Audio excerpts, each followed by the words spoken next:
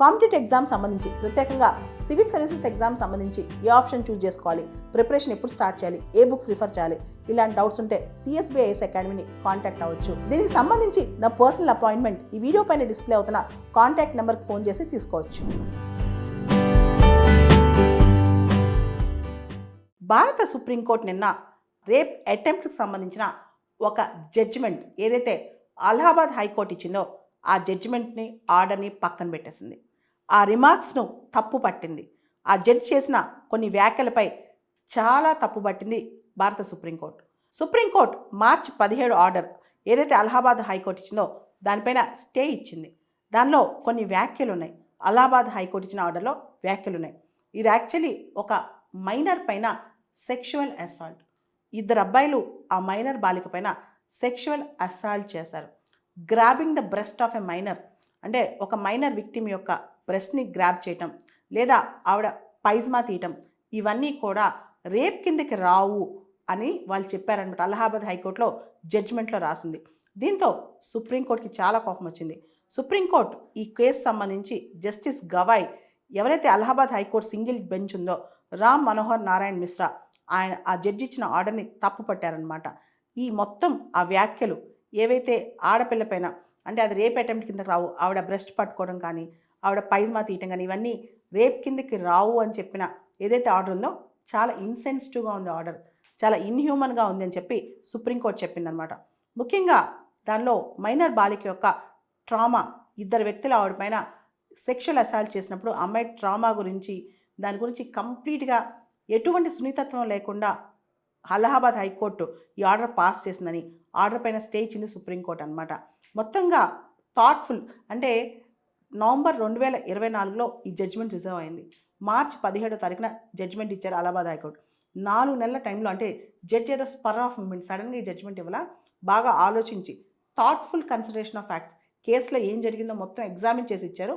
జడ్జిలా వ్యాఖ్యలు చేయడం తప్పు అని చెప్పి కూడా సుప్రీంకోర్టు తప్పు పట్టిందనమాట. యాక్చువల్లీ ఈ కేసు అనేది నవంబర్ 10, 2021లో జరిగింది. ఒక ఇన్సిడెంట్ అనమాట. ఆ ఇన్సిడెంట్ తర్వాత 2022 జనవరిలో ఆ తల్లి ఎవరైతే మైనర్ బాలిక ఉందో తల్లి అప్లికేషన్ పెట్టిందనమాట కోర్టు కింద, పాక్సో చట్టం కింద, ఐపీసీ కింద పెట్టిందనమాట. తర్వాత 2022 మార్చి 2022లో ఈ కేసు కంప్లైంట్ కూడా తీసుకున్నారు. ఫైనల్గా 2024 నవంబర్లో ఈ కేసు ఫైనల్ ఆర్డర్కి ఉందన్నమాట. దానికి 4 నెలల తర్వాత జడ్జిమెంట్ వచ్చింది అలహాబాద్ హైకోర్టులో. సో కేవలం అమ్మాయి బ్రెస్ట్ పట్టుకున్నంత మాత్రాన, కేవలం అమ్మాయి లోయర్ గార్మెంట్స్ తీసినంత మాత్రాన రేప్ కిందకి రాదు అని జడ్జి లాంటి కామెంట్స్ చేశారు. అయితే ఇక్కడ జడ్జి చేసిన కామెంట్స్ ఖచ్చితంగా తప్పే, చాలా ఇన్సెన్సిటివ్, ఇన్హ్యూమన్. అయితే మనం ఇంతకుముందున్న IPC Indian penal code section 375 కానీ లేదా ప్రస్తుతం ఉన్న భారతీయ న్యాయ సంహిత 2023లో ఏదైతే కొత్త చట్టం వచ్చిందో బిఎన్ఎస్ దాని కింద సెక్షన్ 63 కానీ చూస్తే కనుక దానిలో రేప్ డెఫినేషన్లో పెనిట్రేటివ్ సెక్షువల్ అసాల్ట్ అని ఉంటుంది అనమాట.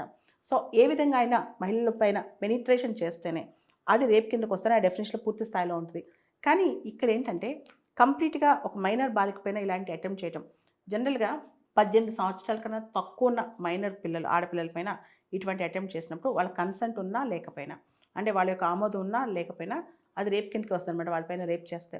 అయితే ఈ కేసు, ఈ మైనర్ బాలిక రేప్ కేసు అనేది 2021లో జరిగింది కాబట్టి ఐపీసీ అప్లై అవుద్ది.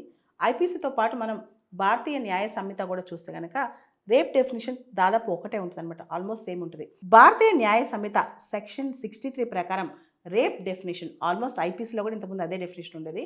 ఇది పెనిట్రేటివ్ సెక్షువల్ అసాల్ట్ అంటే man is set to commit rape when he penetrates his penis to any extent into vagina, mouth, urethra or anus of a woman. ఇలానే ఉంటుంది అనమాట. అంటే ఆ పెనిట్రేషన్ అనేది రేప్కి డెఫినేషన్లో కంపల్సరీ ఉండాలి అని చెప్పి దానిలో ఉంటుంది. అదేవిధంగా మైనర్ బాలిక మీద రేప్ జరిగినప్పుడు with or without consent, minor బాలిక మీద ఇలాంటి సెక్షువల్ అసాల్ట్ జరిగినప్పుడు ఆవిడ కన్సెంట్ ఉన్నా లేకపోయినా, అంటే 18 సంవత్సరాల లోపు ఉంటే కన్సెంట్ ఉన్నా లేకపోయినా అది రేప్ కిందకే వస్తుంది అనమాట. So any attempt by a man on a women against her will without her consent, with her consent when her consent has been obtained, putting her or any other person in fear of death or hurt, and భయపెట్టి ఆవిడపైన అఘాయిత్యం చేసిన, so ఆ టైంలో అదన్నీ కూడా rape కిందకి వస్తాయి. And with or without consent, ఆవిడ కన్సెంట్ ఉన్నా లేకపోయినా when she is under 18 years of age, 18 సంవత్సరాల కన్నా తక్కువ ఉంటే అనమాట. So or when she is unable to communicate her consent, ఆవిడ కన్సెంట్ చెప్పలేని పరిస్థితిలో ఉన్నప్పుడు, ఎవరైనా మెంటల్ రిటార్డెడ్ కానీ ఇలాంటి వాళ్ళు ఉన్నప్పుడు వాళ్ళపైన రేపు జరిగిన, ఇవన్నీ కూడా రేప్ కిందకి వస్తాయని చెప్పి బిఎన్ఎస్ చెప్తుందన్నమాట 2023. ఆల్మోస్ట్ ఇదే డెఫినేషన్ ఐపీసీలో సెక్షన్ 375లో ఉండేది. అయితే ఇప్పుడు ఈ డెఫినేషన్లో మనం చూస్తే ఏదైతే వీళ్ళు చేశారో అది ఎగ్జాక్ట్ డెఫినేషన్ కిందకి రాదు, కానీ అంతకంటే హేయమైన చర్య ఆ మైనర్ బాలిక యొక్క ట్రామా చూసుకుంటే. కాబట్టి ఇలాంటి రేప్ డెఫినేషన్స్ అనేవి కేస్ టు కేస్ మారాలన్నమాట. అంతేగాని అన్నిటికీ కంప్లీట్గా ఎగ్జాక్ట్గా లెటర్ ఆఫ్ ద లా వస్తుందా లేదా అనేది ఇంపార్టెంట్ కాదు, spirit of the law important. అంటే ఆ లాలో ఉన్న స్ఫూర్తి ఇంపార్టెంట్, అక్షరాలు అక్కడ పెనిట్రేటివ్ సెక్షువల్ అసాల్ట్ జరిగిందా లేదా అనేది కాదు ఇంపార్టెంట్.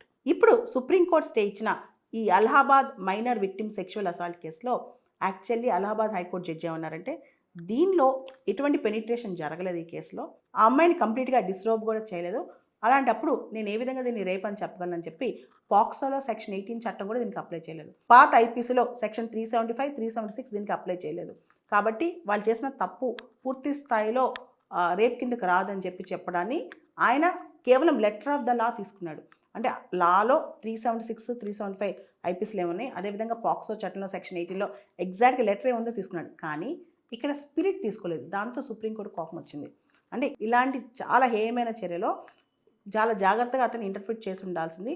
జనరల్గా సుప్రీంకోర్టు ఈ స్టేజ్లో స్టే ఇవ్వదన్నమాట, కానీ ఆ స్టేజ్లోనే హైకోర్టు ఇచ్చిన ఆర్డర్ పైన స్టే ఇచ్చిందనమాట. కాబట్టి ఇలాంటి సెన్సిటివ్ కేసెస్ జరిగేటప్పుడు మనం కూడా, సమాజం కూడా చాలా జాగ్రత్తగా ఇలాంటి సెన్సిటివ్ కేసెస్ విషయంలో జాగ్రత్తగా ఉండాలి. ఇలాంటి అసాల్ట్ జరగకుండా స్ట్రిక్ట్ పనిష్మెంట్ పడేటట్టు చూడాలి.